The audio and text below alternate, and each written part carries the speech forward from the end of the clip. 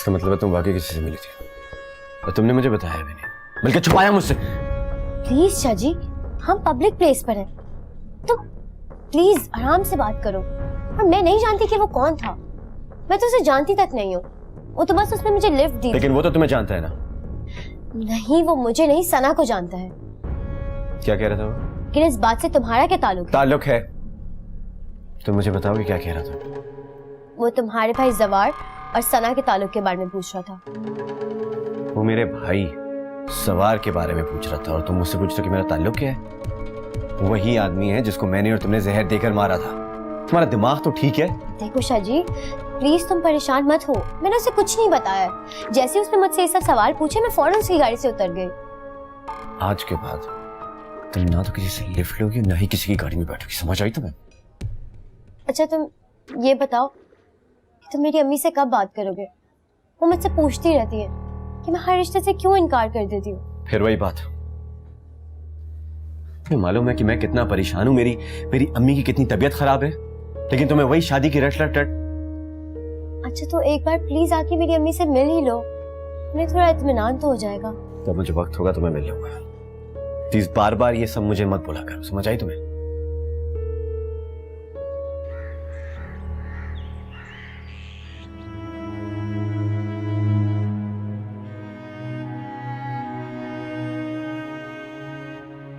अरे तुम यहाँ हो?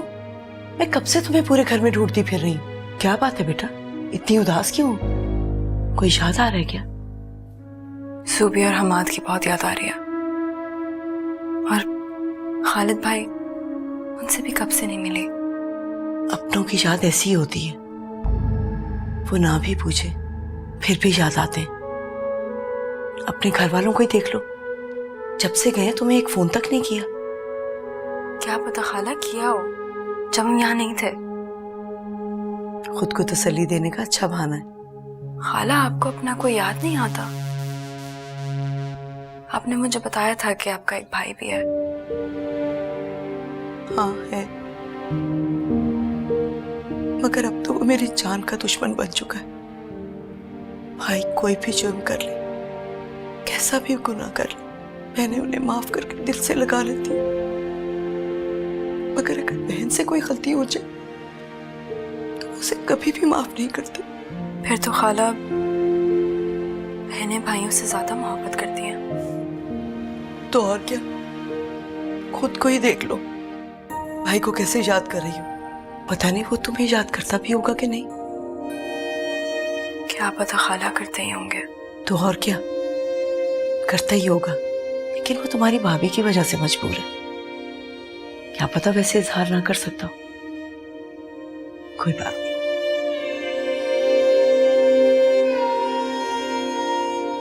आंटी जी, मैं खीर बनाने के लिए तैयार हूँ। खीर बनाने में टाइम लगता है। खीर कोई ऐसी चीज नहीं है कि मैंने चुटकी बजाई और खीर तैयार हो गई। मैं बर्तन धो लूं फिर बना लूं। एक बात कहूँ? हाँ कहो। जब सारी चीजें बाजार से आसानी से मिल जाती तो क्या जरूरत है कि हम इतनी मेहनत करें? ठीक कह रही हूँ, लेकिन बाजार की बनी हुई चीज में और घर की बनी हुई चीज में फर्क होता है। इसी फर्क की वजह से घर के मर्द घर की औरतों के बने हुए हाथ के खाने को पसंद करते हैं।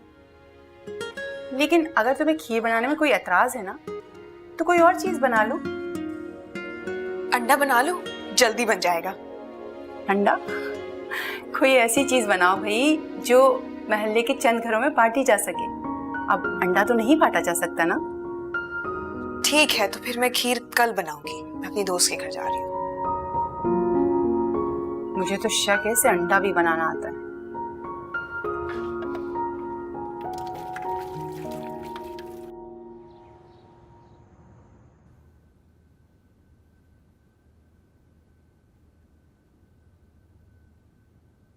लीजिए बेगम साहिबा, सूप पी लीजिए।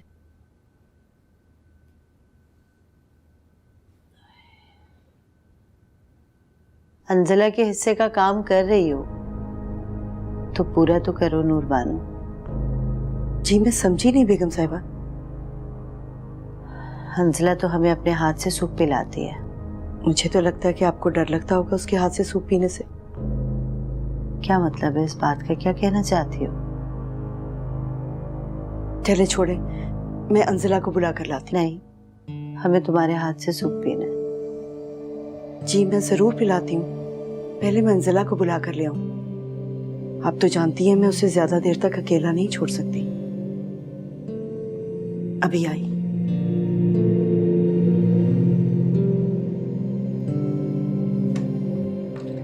शुक्र है तुम भी अपने कमरे में नजर आए। तुम क्यों ये तलाश कर रही हो? कोई काम होगा? बगैर काम के मैं तुम्हें तलाश नहीं कर सकती। लगता नहीं है मुझे। अब तुम हर एक को अपनी नजर से देखोगे तो कोई कभी भी मुखलिस नजर नहीं आएगा। खैर ये सारी बातें छोड़ो और ये बताओ क्या करना है मुझसे? अंजला से मिले तुम क्यों पूछ रही हो? क्योंकि मैं जानना चाहती हूँ कि उसके बारे में तुम अभी भी वैसा ही सोचते हो या इरादा बदल दिया है तुमने? इरादा भी पूरा ही कहा हुआ है जो उसे बदलूंगा मैं। क्या मतलब? वैसे किसी और फायदे की खातिर मेरा इरादा बदल भी सकता है। कैसा फायदा? छोड़ो ना यार, लेकिन वक्त आने पे जरूर बताऊंगा। तो फिर ठीक है, लेकिन एक बात तुम याद रखना, अगर तुम अपने इरादे से बाज ना आए तो इस घर में एक और बड़ा हादसा रूनुमा हो सकता है। अंजला अगर एक को रास्ते से हटा सकती है तो दूसरे को भी हटा सकती है। सनत, तुम मुझे लगता है अभी तक समझी नहीं है। सवार और शची दो अलग अलग इंसानों के नाम है। और मैं सवार नहीं हूं। और तुम शायद अंजला को नहीं जानते।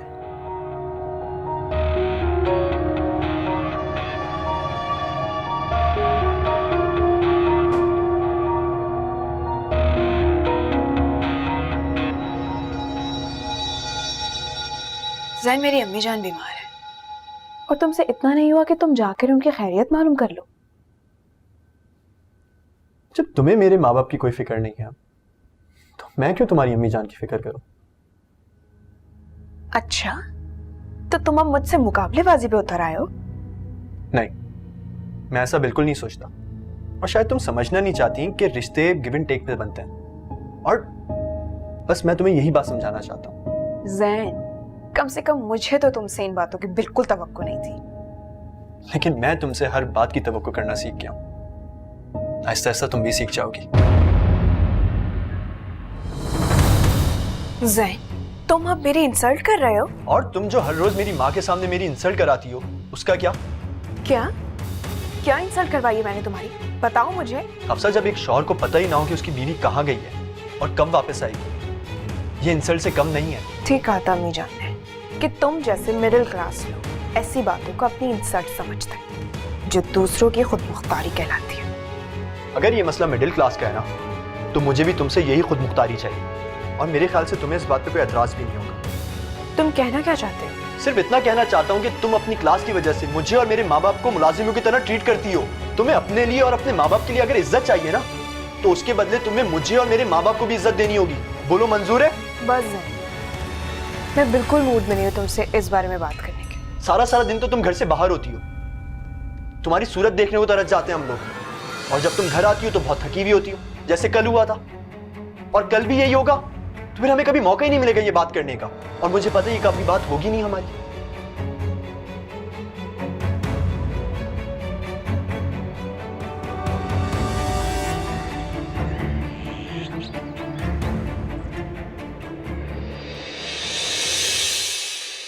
रहने दीजिए। पहले तो कभी आपने हमारा ख्याल किया नहीं, अब बीमार हो गए हैं तो इस तरह ट्रीट करें जैसे मैं कोई छोटी सी बच्ची हूँ। सिर्फ 2-4 दिन के लिए इस्लामाबाद क्या गया? ये आपने अपनी क्या हालत कर ली है? कहने का क्या मतलब है आपका? जानबूझकर बीमार हुए हैं? नहीं, मैं ये नहीं कहना चाहता। मेरा मतलब है कि आप जैसी मजबूत आसाब की खातून कैसे किसी भी बात को अपने दिल और दिमाग पे इतना हावी कर सकती है? आप तो बहुत बहादुर हैं। माँ कितनी ही बहादुर और मजबूत क्यों ना हो,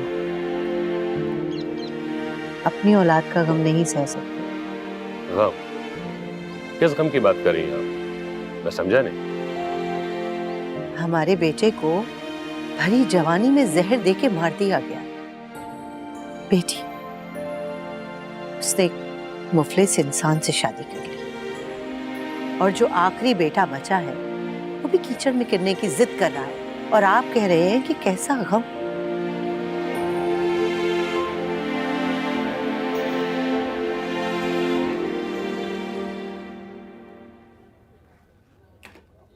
जल्दी कहो, क्या बात करने के लिए बुलाया?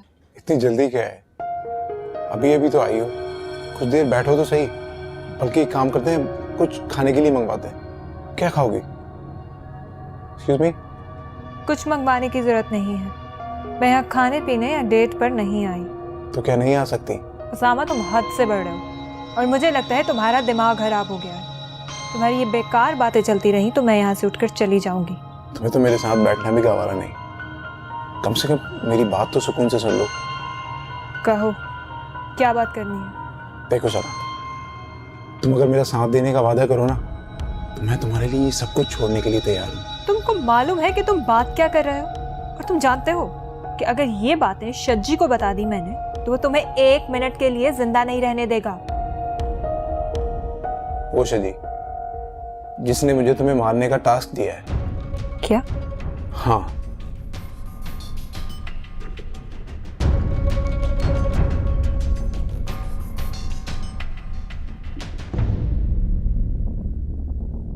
अंजला बीबी। हाँ बोलो। ये शजी पापा ने आपके लिए दिए।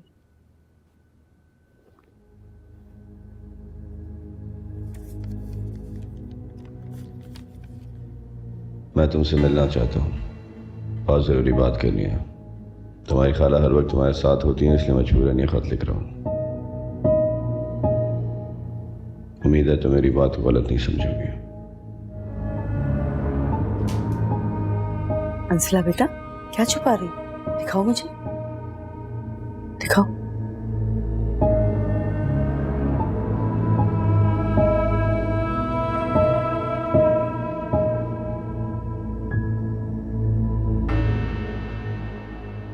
ये बात हमें रामिस को बता देनी चाहिए। नहीं, मैं मिलूंगी उससे। अगर ऐसे डरती रही तो वो और शेर हो जाएगा। फिर मैं तुम्हारे साथ जाऊंगी।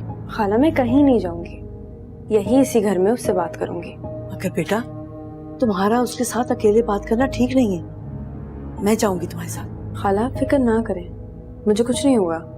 मगर बेटा, कहा ना, मुझे कुछ नहीं होगा।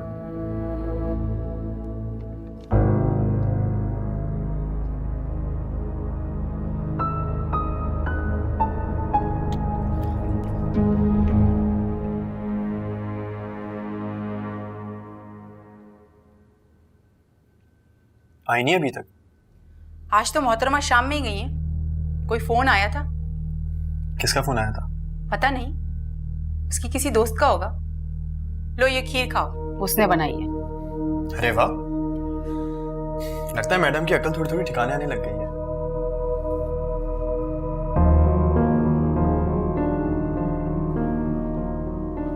ये खीर है, इसमें तो सिर्फ नमक नमक भरा हुआ है। यही बताना चाह रही थी मैं तुमको। बेटा, वो कोई काम करना ही नहीं चाहती। हालांकि खीर मैंने खड़े होकर खुद साथ बनवाई है, लेकिन पता नहीं कब निगाह बचाकर इसमें नमक डाल दिया। अरे काम नहीं आता तो काम सीखा जा सकता है, लेकिन जो काम करना ही नहीं चाहे उसे कौन काम सिखा सकता है? अम्मी, अब आप ही बताएं मैं क्या करूं। इसीलिए मैंने कहा था कि जल्दबाजी ना करो। देखें, जो हो गया उसे छोड़ दें। अब मुझे ये बताएं, अब मैं क्या करूं? कुछ नहीं करो अब तुम, क्योंकि अब कुछ नहीं हो सकता।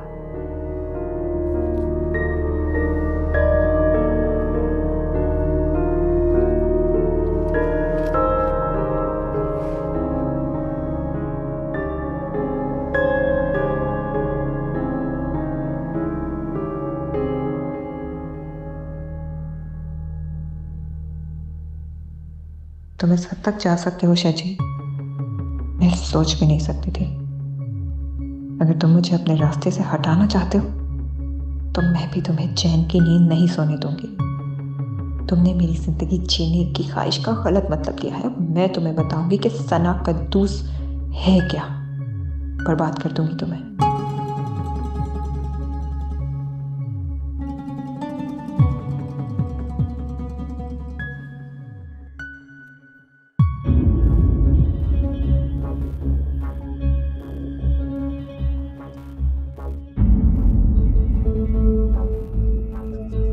कहो, क्या कहना चाहते थे?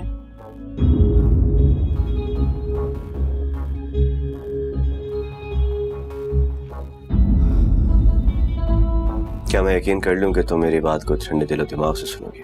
ये तो मुझ पे छोड़ दो। मैं बात सुनने से पहले कोई भी गारंटी नहीं दे सकती हूँ। जो कहना है जल्दी कहो।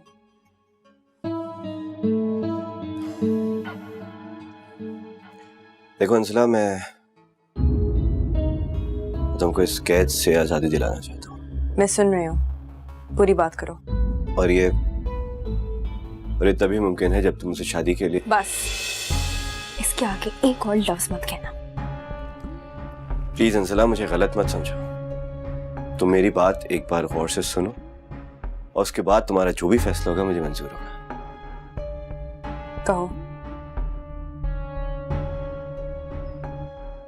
अंसला, मुझसे शादी करने के बाद तुम पे लगे सारे इल्जाम खत्म हो जाएंगे और तुमको इस घर में वही इज्जत और मोहब्बत मिलेगी जिसकी तुम हकदार हो।